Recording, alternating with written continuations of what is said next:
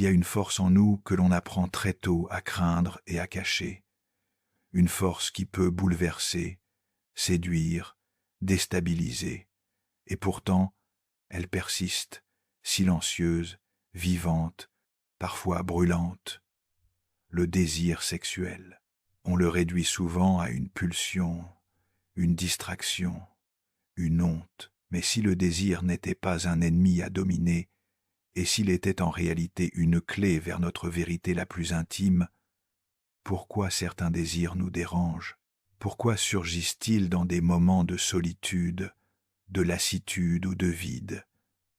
Pourquoi résiste-t-il à la morale, aux injonctions, aux années? Le désir n'obéit pas aux lois du monde extérieur. Il ne respecte pas nos rôles, nos mariages, nos idéaux.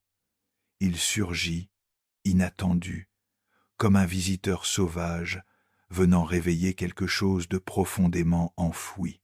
Et si ce quelque chose, c'était nous-mêmes? Carl Jung disait que tout ce qui ne remonte pas à la conscience revient sous forme de destin. Et être cela le rôle du désir, nous révéler ce que nous avons enfoui, oublié, censuré, derrière chaque attraction étrange, chaque fantasme embarrassant, chaque tension silencieuse. Il y a une histoire intérieure qui demande à être entendue. Alors la vraie question n'est pas « que faire de mon désir ?», mais bien « qu'est-ce que mon désir essaie de me dire sur qui je suis vraiment ?» Dans une société qui glorifie le contrôle, écouter son désir ressemble à une faiblesse. On nous apprend à le maîtriser, à le filtrer, à en avoir honte. Pourtant, Carl Jung nous propose un regard radicalement différent. Pour Jung, le désir sexuel n'est pas seulement un instinct biologique, c'est une forme d'énergie psychique vitale, un langage de l'inconscient, un signal de vie venant des profondeurs de l'être. Il ne s'agit pas simplement de satisfaire une envie ou de céder à un caprice du corps, mais de prêter attention à une impulsion qui contient du sens. Le désir, dans cette perspective, est un symptôme de l'âme.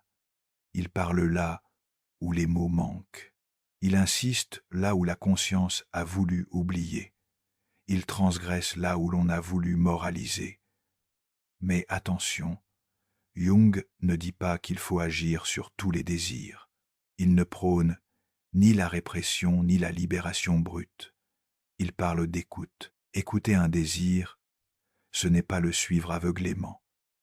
C'est reconnaître qu'il a quelque chose à dire, au-delà du plaisir. C'est lui accorder une place dans notre dialogue intérieur. Souvent, ce que nous désirons nous dérange, justement parce que cela vient d'une part de nous que nous avons exilée, une part vivante, primitive, non domestiquée, une part qui pourrait bien contenir une vérité profonde, une piste vers une transformation. Quand un désir surgit, surtout s'il est inacceptable, troublant ou malvenu, la première question n'est pas comment le faire taire, mais quelle partie de moi cherche à revenir à la vie à travers ce désir. Dans un monde qui préfère l'adaptation à l'authenticité, écouter ses impulsions devient un acte de courage et peut être même un acte de guérison. On croit souvent que le désir est une affaire de corps, d'hormones, de chimie, mais la vérité est bien plus vaste. Le désir naît aussi, et surtout, dans les zones invisibles de notre existence, la solitude, le vide, la fatigue d'être soi. Combien de fois le désir surgit-il non pas parce que notre corps réclame, mais parce que notre âme étouffe. Ce n'est pas toujours la beauté de l'autre qui éveille quelque chose en nous, c'est parfois l'écho qu'il provoque dans un lieu silencieux, abandonné, affamé, un regard, un geste, une voix, et soudain, une faille s'ouvre, une mémoire ancienne s'agite. Un manque s'exprime. Ce désir-là ne parle pas d'instinct. Il parle de manque non nommé, de rêves abandonnés, de part de soi laissée pour morte dans la routine, les compromis, les rôles joués trop longtemps. Un homme fatigué par des années de responsabilité peut être troublé par une femme libre, sauvage, insaisissable, non pas parce qu'il veut la posséder, mais parce qu'elle réveille en lui une liberté qu'il a perdue. Une femme enfermée dans un mariage tiède peut être bouleversée par un regard plein de feu, non parce qu'elle cherche une aventure, mais parce que ce feu lui rappelle qu'elle est encore vivante. Le désir devient alors un messager, un miroir. Il ne parle pas de l'autre. Il parle de nous, de ce qui cherche à émerger à travers cette tension. C'est pourquoi il est si important de ne pas réduire le désir à un élan physique, car ce serait manquer sa richesse, son intelligence symbolique, un désir qui surgit dans le silence d'une vie ordinaire, dans la répétition d'un quotidien sans élan, et peut être l'alarme d'une âme en veille prolongée, un appel à se souvenir de ce que l'on voulait, de ce que l'on aimait, de ce qu'on a trahi de soi-même. Le désir est donc bien plus qu'un mouvement du corps. Il est un langage du vide, une musique de l'absence, une invitation urgente à nous rencontrer. Enfin, pourquoi sommes-nous parfois attirés par ce qui nous dérange, nous dépasse ou nous effraie? Pourquoi certains désirs semblent aller à l'encontre de nos valeurs, de notre histoire, de notre identité? Carl Jung appelait cela l'ombre, la partie de nous que nous avons refoulée, niée, jugée ou exilée. L'ombre contient ce que nous ne voulons pas voir de nous-mêmes, mais aussi une immense réserve d'énergie, de vérité et de vitalité. Lorsque nous réprimons certains aspects de notre être, notre colère, notre sensualité, notre besoin de contrôle ou notre goût du risque, ces forces ne disparaissent pas, elles s'enfouissent dans l'inconscient et trouvent un autre chemin pour se manifester. Et souvent, ce chemin passe par le désir sexuel, une attirance soudaine pour quelqu'un qui ne nous correspond pas, un fantasme interdit, un jeu de pouvoir, de domination ou de soumission qui nous trouble, une obsession inexplicable. Ce ne sont pas de simples caprices, ce sont des symboles vivants de ce que l'ombre tente de nous montrer. L'homme strictement rationnel, fasciné par une femme mystérieuse, incontrôlable, la femme toujours sage, attirée par un partenaire destructeur, la personne spirituelle, troublée par des pulsions brutales. Chaque attraction contradictoire est un message, un appel à reconnaître ce que nous avons renié de nous-mêmes. Ce n'est pas l'autre qui nous attire, mais la partie de nous qui l'incarne. Et c'est cela qui rend ces désirs si puissants, si déroutants. Il ne parle pas de l'objet du désir, mais de notre besoin inconscient d'intégration.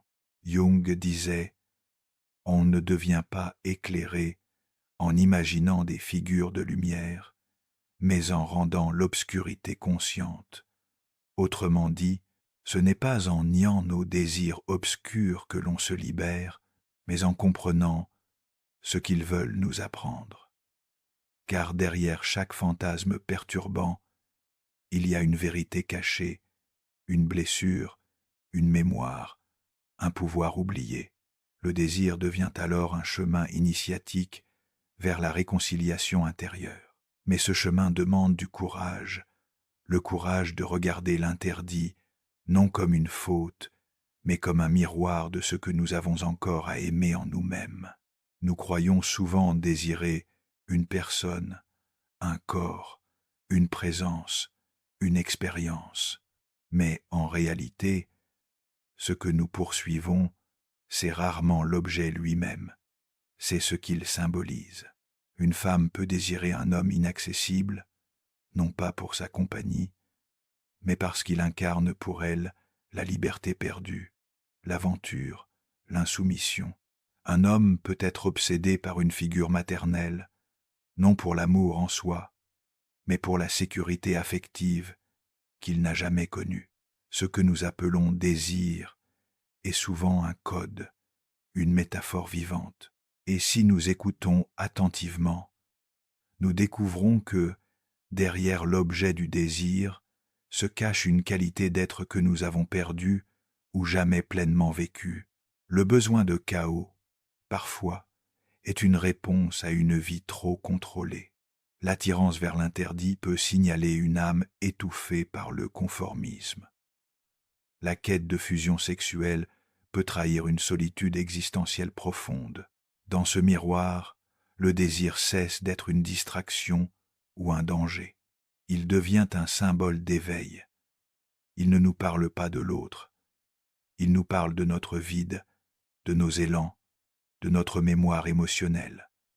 Il nous révèle ce que nous projetons: puissance, vulnérabilité, domination, abandon, fusion, transcendance. Et c'est là que réside sa puissance, car en décodant ce que le désir symbolise, nous pouvons retrouver la piste de ce qui manque dans notre vie réelle. Une vie sans passion, sans jeu, sans risque, fait naître des désirs qui crient tout haut ce que notre quotidien chuchote à peine.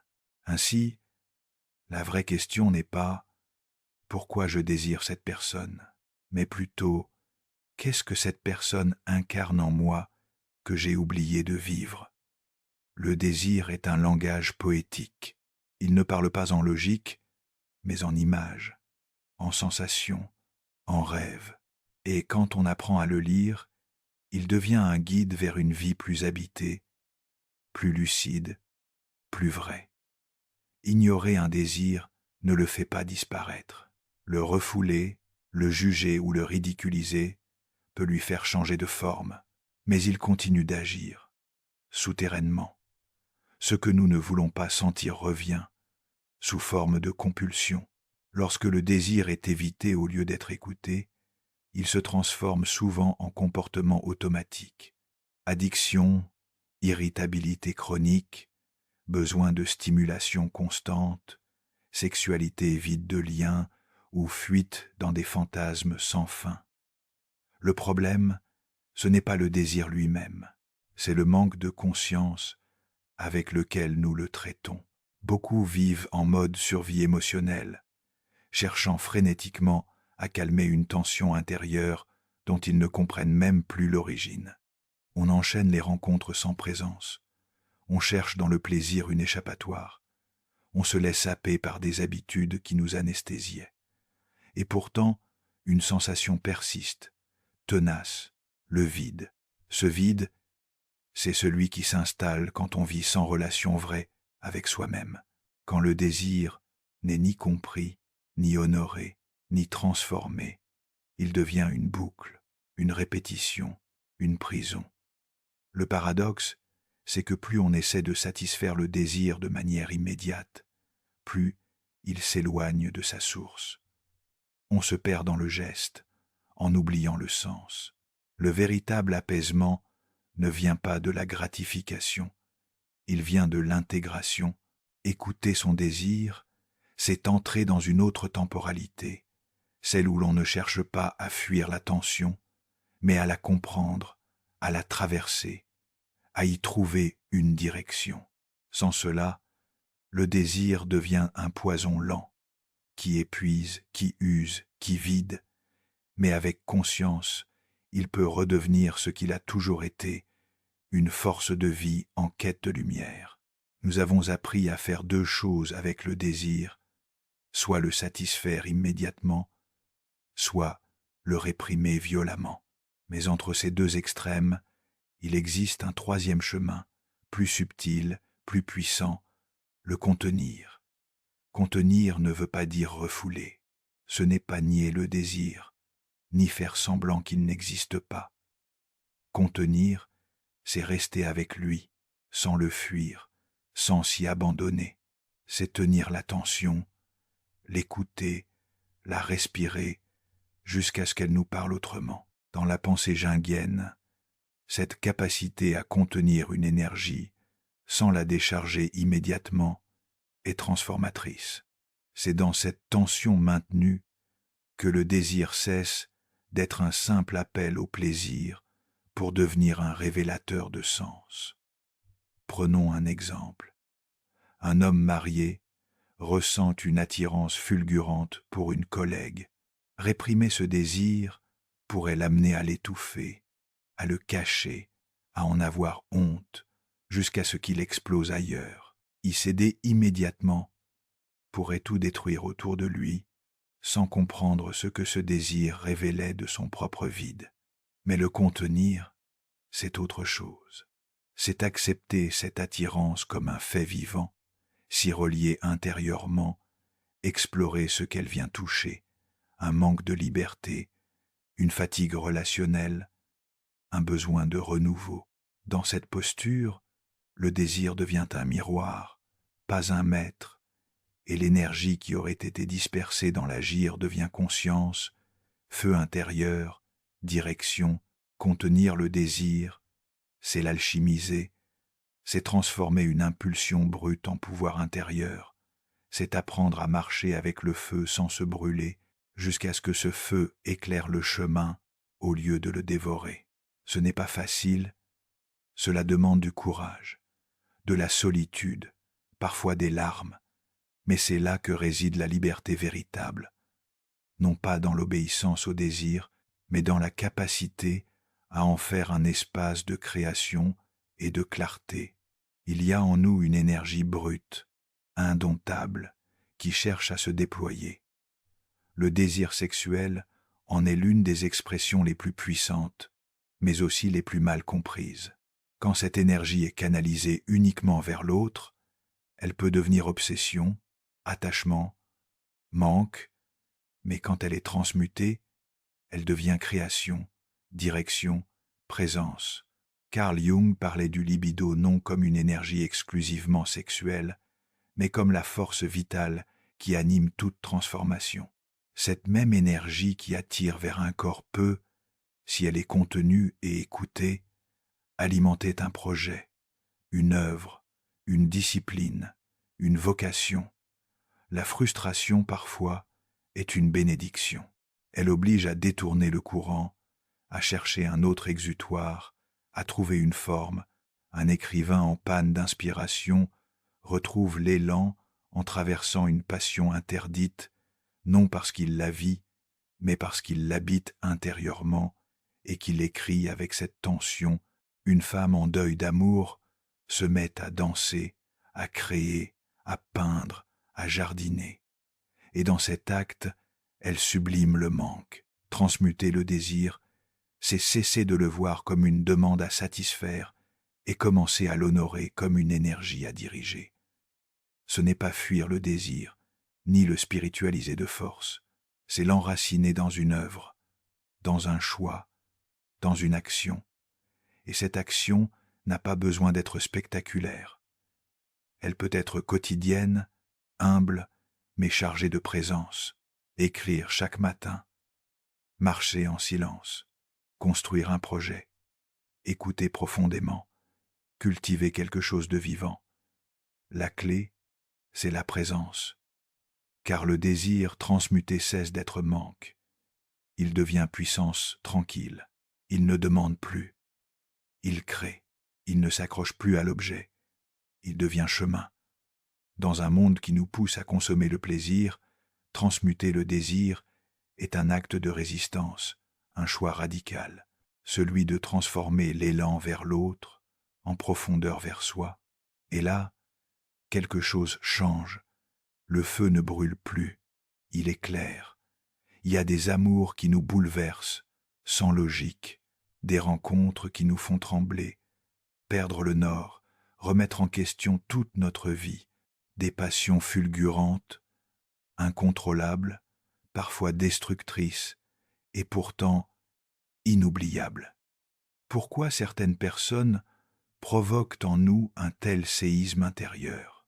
Pourquoi cette intensité, cette urgence, cette impression d'avoir toujours connu l'autre, alors que tout semble irrationnel? Carl Jung dirait « Parce que ce n'est pas l'autre que nous rencontrons, c'est nous-mêmes. Plus précisément, nous rencontrons nos blessures, nos vides, nos attentes anciennes, et parfois notre enfant intérieur oublié, qui projette sur l'autre tout ce qu'il a espéré recevoir, sans jamais l'avoir obtenu. L'amour passionnel n'est pas toujours un cadeau de la vie. C'est souvent un drame inconscient, un jeu d'ombre, de projections, de fantasmes inconscients. Une femme tombe amoureuse d'un homme distant, froid, inaccessible. Elle l'interprète comme un défi, une quête, mais ce qu'elle poursuit, sans le savoir, c'est la reconnaissance du père qui n'a jamais su la voir. Un homme se perd dans l'amour d'une femme instable, imprévisible, passionnée. Ce chaos l'attire, car il ressemble étrangement à l'amour maternel qu'il a connu, fait d'absence et de débordement. Dans ces cas-là, l'amour n'est pas entre deux adultes, c'est un enfant blessé qui appelle à l'aide à travers un corps adulte, et plus la relation est intense, plus la blessure projetée est ancienne. C'est pour cela que certaines séparations font si mal. On ne perd pas seulement une personne, on perd l'illusion qu'elle allait nous réparer. Mais cette désillusion est aussi une porte de guérison. Quand le sortilège se brise, quand l'autre cesse d'incarner nos fantasmes, on peut enfin commencer à voir clair. Et cette clarté est douloureuse, mais libératrice. Elle nous ramène à nous, à ce que nous avons projeté, à ce que nous cherchons encore, à ce que nous avons à guérir. L'amour, dans sa forme inconsciente, est un miroir cruel, mais nécessaire. Il ne s'agit pas de blâmer l'autre, ni de s'accuser soi-même, mais de comprendre ce que j'aimais tant chez l'autre. C'était une partie de moi que je cherchais à retrouver. Et dans cette prise de conscience, une transformation est possible. L'amour cesse alors d'être une dépendance. Il devient une rencontre vraie, sans illusion, sans besoin de sauvetage. Une rencontre entre deux êtres, non plus pour combler un vide, mais pour marcher côte à côte en conscience. Il arrive un moment où le charme se dissipe, l'intensité retombe, ce qui semblait sacré devient banal, ce qui semblait éternel s'effondre. Et pourtant, c'est peu être là que tout commence vraiment. Quand le désir cesse de s'accrocher à l'autre, quelque chose de plus profond se produit. Il revient vers soi. Ce retour est souvent douloureux. Il n'a rien de glorieux. C'est une descente, une solitude. Mais c'est aussi une ouverture, celle d'un espace intérieur que l'on avait longtemps fui à travers la projection. Quand le sorcier ou la sorcière de notre imaginaire se révèle humain, faillible, imparfait, nous sommes confrontés à une perte d'illusion. Mais en même temps, nous avons une chance rare, celle de voir ce que nous avions déposé en l'autre, nos attentes, nos espoirs, nos blessures. Et dans cette lucidité parfois cruelle, une graine de liberté est semée. Le désir, qui semblait dépendre de l'extérieur, peut désormais devenir un révélateur intérieur. On ne court plus après des images idéalisées. On commence à écouter le vrai besoin derrière le fantasme. Reconnaissance, connexion, stimulation, guérison. Et parfois, on découvre que ce que l'on cherchait chez l'autre, c'était en réalité une partie de soi-même que l'on avait abandonnée.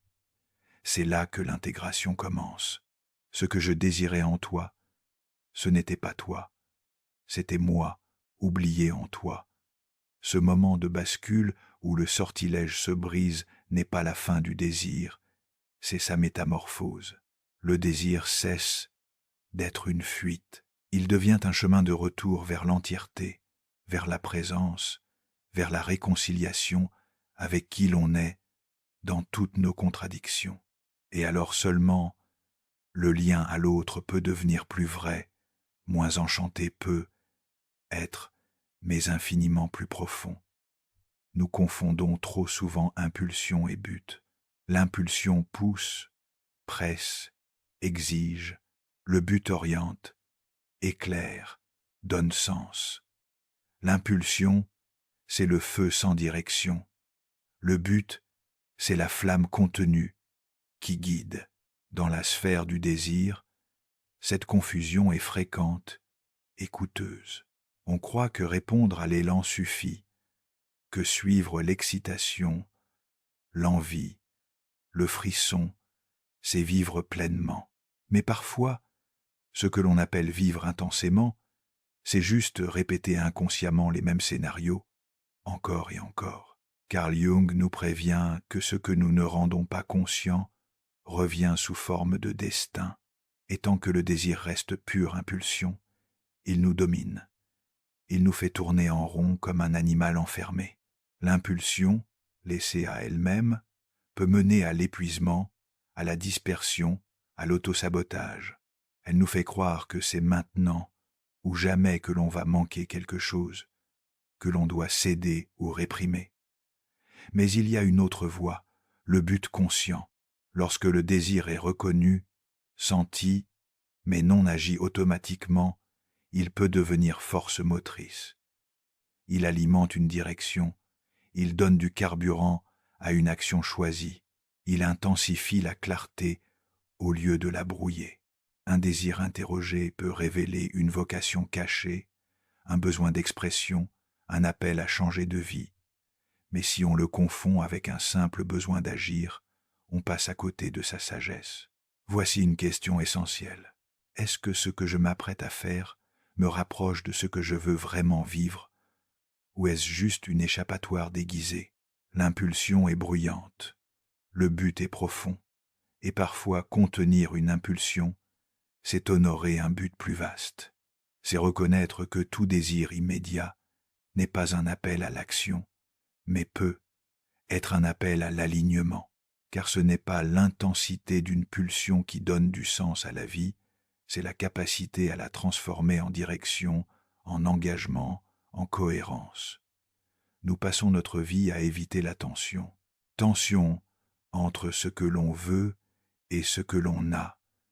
Tension entre désir et devoir. Tension entre impulsion et conscience.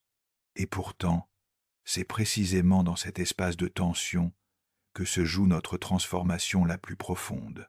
Carl Jung appelait cela le champ de tension des opposés, un espace intérieur où deux forces s'opposent et où quelque chose de nouveau peut naître. Mais pour que ce troisième apparaisse, il faut supporter la tension sans fuir. Le désir nous place souvent dans cet entre-deux. Je le ressens, mais je ne peux ou ne veux pas y céder. Je suis attiré, mais cela me dérange, me divise. Nous avons appris à trancher vite, céder ou réprimer. Mais Jung nous propose autre chose. Habiter la tension. C'est un acte radical. Rester là, entre le oui et le non. Ne pas agir tout de suite. Ne pas fuir. Ne pas justifier. Juste ressentir. Dans ce silence tendu, dans cette brûlure parfois insoutenable, une lumière nouvelle peut apparaître. Ce n'est plus le désir qui mène, ce n'est plus la peur qui bloque, c'est une force plus vaste, née de l'écoute et de la présence. L'attention devient alors un lieu sacré, un laboratoire intérieur, un feu qui ne détruit pas, mais purifie. Il ne s'agit pas d'en finir avec le désir, il s'agit de le traverser, de le décoder, de l'intégrer, jusqu'à ce qu'il révèle sa véritable direction. Et cette direction n'est pas toujours sexuelle ni relationnelle. Elle peut être créative, spirituelle, existentielle. Ce que nous appelons conflit intérieur est souvent la graine d'une naissance à venir, à une seule condition, ne pas fuir trop tôt. J'aimerais vous raconter une histoire. Elle pourrait être celle de n'importe qui. Peut être la vôtre, peut être la mienne. C'est l'histoire d'un homme d'une 50aine d'années, marié, père, professionnel respecté, une vie stable en apparence. Et pourtant, à l'intérieur, un vide s'installe, une lassitude sourde. Il ne se plaint pas, mais quelque chose en lui s'est éteint. Un jour, sans prévenir, le désir revient, brutal, inattendu. Il ne vient pas de sa femme, ni de sa vie. Il surgit sous la forme d'une collègue plus jeune, vive, brillante, imprévisible. Elle n'a rien demandé, mais sa seule présence réveille en lui une partie oubliée. Il se surprend à rêver, à fantasmer, à sourire sans raison. Il se sent vivant et coupable à la fois. Commence alors une période de tourment intérieur. Il lutte, il se juge, il tente de réprimer, mais le désir revient, plus fort, plus subtil. Un combat invisible s'installe. Ce n'est pas seulement une femme qu'il désire, c'est lui-même, quelque chose de lui qu'il avait enterré sous les années, les responsabilités, les habitudes. Un jour, plutôt que de fuir ou d'agir, il décide de rester avec cette tension, de ne pas se trahir, ni trahir les autres. Il commence à écrire, à marcher seul, à se souvenir de ce qu'il aimait, de ce qu'il voulait, avant d'avoir tout bien fait. Il comprend peu à peu que cette femme n'est pas une fin en soi. Elle est un messager, un miroir. Elle incarne une énergie qu'il avait perdue, la liberté d'être vrai, spontané, vibrant. Il ne lui avoue jamais son trouble. Il n'y a pas d'histoire romantique ici, mais il se remet à créer. Il change son rythme de vie. Il parle enfin, profondément, avec sa femme. Il ose poser de nouvelles questions. Il cesse de jouer un rôle. Et dans ce processus, le désir se transforme. Il cesse d'être une fuite. Il devient un feu clair, une force tranquille, une boussole. Ce témoignage n'est pas exceptionnel. Il est intime, discret.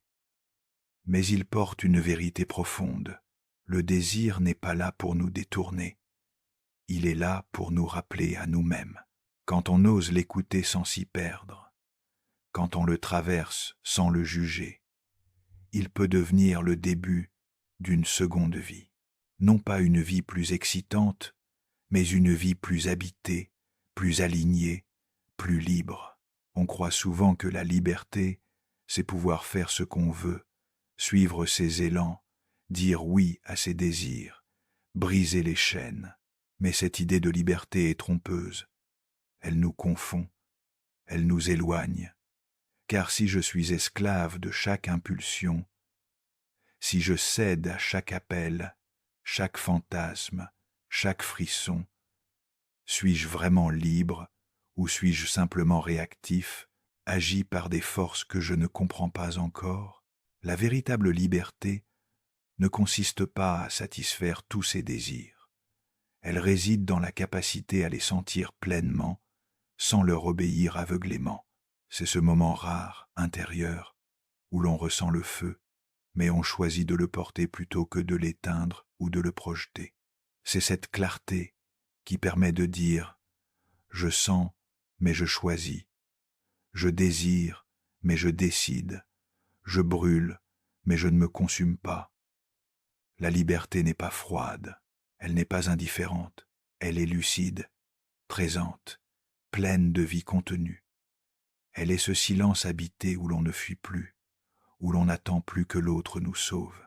C'est la réconciliation avec le fait que je suis responsable de ma direction, même au milieu de la tempête. Et parfois, dans cette maturité, là, un miracle se produit. Le désir, loin de disparaître, devient plus fin, plus noble, plus profond. Il cesse d'être un maître, il devient un compagnon. Et dans ce dialogue entre feu et conscience, naît une liberté que rien ni personne ne peut nous voler. Le désir n'est ni un péché, ni une faiblesse, ni une menace. C'est une invitation à aller plus loin que les apparences, à écouter ce que la raison ne peut pas toujours comprendre, à revenir à des parties de nous oubliées, blessées, vivantes, chaque tension intérieure, chaque attraction dérangeante, chaque fantasme incompris peut devenir une porte vers la conscience, si nous osons ne pas la refermer trop vite. Le désir est le langage d'un moi profond, pas celui qui joue des rôles, qui fait bonne figure, qui se conforme, mais celui qui cherche à se rappeler à la vie, à travers des élans bruts, parfois déroutants. Il ne s'agit pas de tout suivre, ni de tout réprimer, mais de distinguer, d'écouter, de faire du désir un espace de connaissance plutôt qu'un champ de bataille, car dans chaque attraction se cache une énergie qui peut devenir poison ou remède. Tout dépend de ce que nous en faisons. Le désir n'est pas là pour être jugé, il est là pour être traversé, éclairé, intégré. Et si nous acceptons ce chemin, alors il devient une boussole intérieure. Il nous guide non vers la répétition, mais vers la création d'une vie plus juste, plus vivante, plus consciente. Alors la question n'est plus « dois-je céder ou me contrôler ?» mais « que suis-je invité à comprendre, à guérir, à incarner à travers ce désir qui m'habite ?» Dans ce regard, le désir cesse d'être l'ennemi. Il devient le messager sacré d'un retour vers soi.